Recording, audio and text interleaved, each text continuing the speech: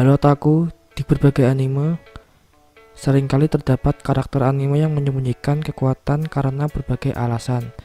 Alur cerita pun berjalan makin menarik karena karakter-karakter ini berusaha agar tidak mencolok. Mulai dari tidak ingin dijauhi, merasa kekuatannya justru merepotkan, hanya sekedar malas dan menunjukkannya, atau bahkan karena mereka sendiri tidak menyadari adanya kekuatan itu. Kali ini Pangkalan Anime akan memberikan rekomendasi anime di mana karakter utamanya terlihat lemah padahal sangat overpower.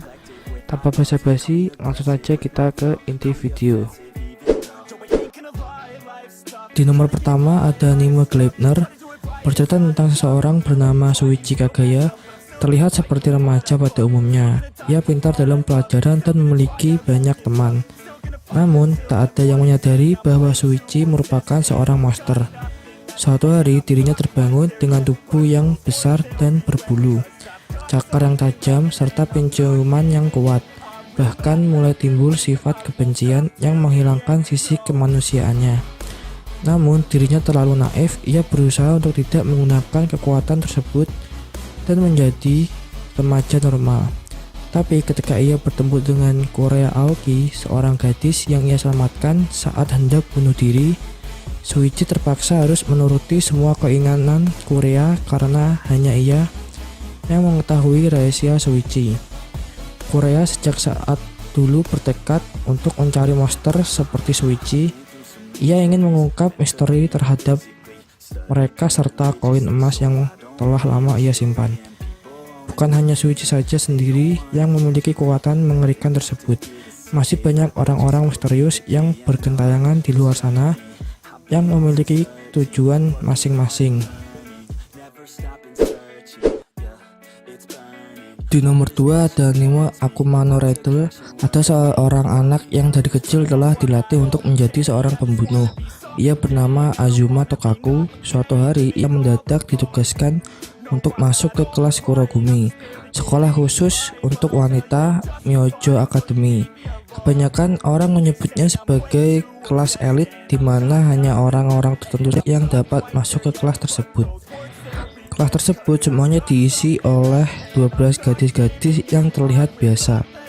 Namun bedanya kelas tersebut adalah tempat di mana para gadis yang sama seperti Tokaku, mereka semuanya adalah seorang pembunuh. Mereka berkumpul di sana untuk mengikuti sebuah perlombaan. Di nomor 3 ada anime Kiseiju Sei no Kakuritsu. Berawal dari munculnya alien yang datang ke bumi. Saat setelah turun ke bumi, biasanya mereka hidup dengan cara merasuki manusia, kemudian mengendalikan otak mereka. Dan akhirnya mereka akan membunuh bahkan memakan sesama jenis agar dapat bertahan hidup. Bercerita tentang seorang remaja bernama Izumi Shinichi. Shinichi juga merupakan salah satu orang yang telah dirasuki oleh parasit tersebut. Namun untungnya parasit tersebut gagal mengambil alih otaknya dan hanya mendapatkan tangan kanan Shinichi sebagai tempatnya. Dan akhirnya Shinichi memberinya nama yaitu Miki. Shinichi dengan parasit yang merasuki tangannya terbilang akrab dan mereka akhirnya bekerja sama untuk memberantas para parasit lain yang mengancam kehidupan umat manusia. Di nomor 4 ada anime Seven Ghosts, bercerita tentang Taito yang diperlakukan tidak baik saat masih kecil dan hanya memiliki teman baiknya bernama Mikage. Untuk meringankan harinya di Baseball Academy yang elit dan penguasaannya akan seni magis dari Zaipon. Tetapi meski begitu, tidak cukup untuk menyelamatkannya ketika dia menemukan sebuah rahasia mengerikan di balik empire yang berkuasa. Terjebak dalam pertempuran kuno antara dewa yang jahat dan Seven Ghosts dan dipandu oleh 3 pendeta misterius. Taito menemukan sebuah kekuatan yang dapat menyelamatkan dunia dan cahaya di masa lalunya yang misterius. Di nomor 5 ada anime Arifureta Shokugyo Desekai Saikyo, bercerita tentang seorang pria bernama Hajime Nagumo yang menghabiskan hari-harinya dengan tidur atau bermalas-malasan.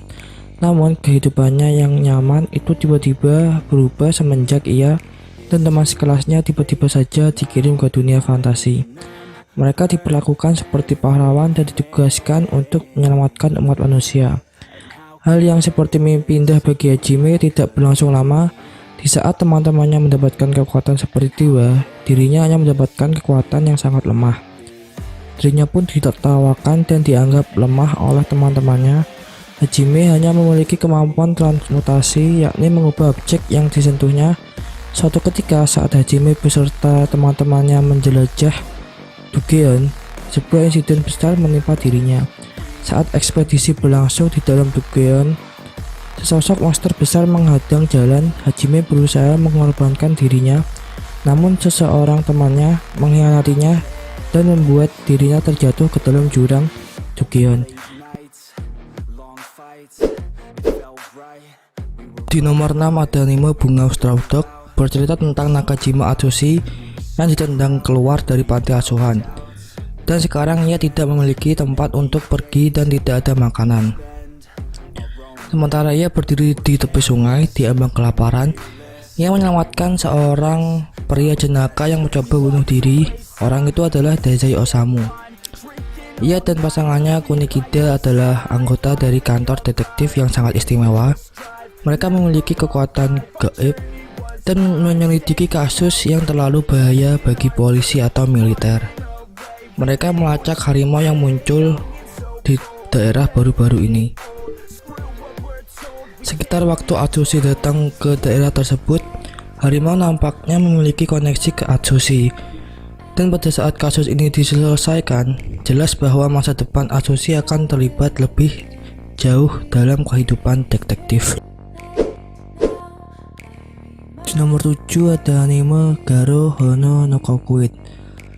Dimulai ketika penasihat raja meluncurkan berburu penyihir yang membahayakan kenek Makai dan Makai Imam yang seharusnya melindungi orang. Sebuah Makai Pres yang telah dihukum mati di tiang melahirkan seorang anak. Leon Lewis, anak diselamatkan oleh ayahnya, seorang Makai kenek, tetapi tidak pernah bertemu ibunya. Ketika ia tumbuh, ia mewarisi Court Armor sebagai keturunan Ksatria Emas. Sementara penasehat raja telah mengambil alih negara sebagai raja telah menjadi sakit. Dan Pangeran Alfonso telah diusir dengan ibunya. Dia datang mencari emas ksatria legendaris dengan harapan merebut kembali kerajaannya. Di nomor 8 ada anime Tower of God. Anime ini berpusat tentang seorang remaja bernama Bam atau Yoru. Sejak awal ia hidup di bawah menara misterius yang luas dan gelap, hingga akhirnya ia bertemu dengan Rachel yang akhirnya menjadi sahabatnya. Namun suatu hari Rachel memutuskan untuk mengikuti ujian menara, sebuah ujian yang diikuti oleh orang-orang terpilih untuk mendaki menara dewa. Jika berhasil mendaki menara, segalanya akan menjadi milik sang pemenang dan kamu akan menjadi seorang dewa. Ketika Rachel membuka gerbang menuju menara, tanpa sengaja Bam atau Yoru juga masuk ke dalam sana. Di dalam menara inilah petualangan Bam atau Yoru dimulai. Ia harus melewati rintangan dan berusaha melindungi nyawanya untuk melewati setiap lantai di dalam menara. Hanya satu tujuannya, yakni dapat menemukan raja. Di nomor 9 ada anime Kusen Madoshi Kouhosei no Kyokan. Akibat adanya ancaman monster yang berbentuk serangga, manusia tidak tinggal lagi di bumi, tetapi mereka tinggal di kota-kota yang terapung di udara. Para manusia memiliki kekuatan sihir, kemudian mendirikan Sky Wizard Academy untuk melindungi kota. Kanata Age merupakan seorang Sky Wizard terbaik yang dikucilkan karena dituduh melakukan suatu pengkhianatan. Suatu hari ia diberi tugas untuk melatih suatu tim yang bernama E601. Tim ini beranggotakan Misora Wetal, Pico Flamel, dan Leti Aisinats. Mirisnya tim ini adalah tim terburuk sepanjang sejarah Sky Wizard Academy. Di nomor 10 ada anime Darun's Game, menceritakan tentang seorang pemuda bernama Sudo Kaname yang tiba-tiba saja diundang untuk bermain ke dalam game mobile misterius bernama Darwin's Game. Dan sialnya ternyata game tersebut sangat berbahaya dan dirinya tidak bisa kabur dari game tersebut. Setelah berpartisipasi di dalam game itu, dirinya selalu diteror sosok tak dikenal yang selalu mengikutinya kemanapun ia pergi. Dan sosok tak dikenal itu memiliki kemampuan khusus. Dimulailah permainan Darwin's Game yang tidak seperti game lainnya. Dan game ini berlatarkan di dunia nyata.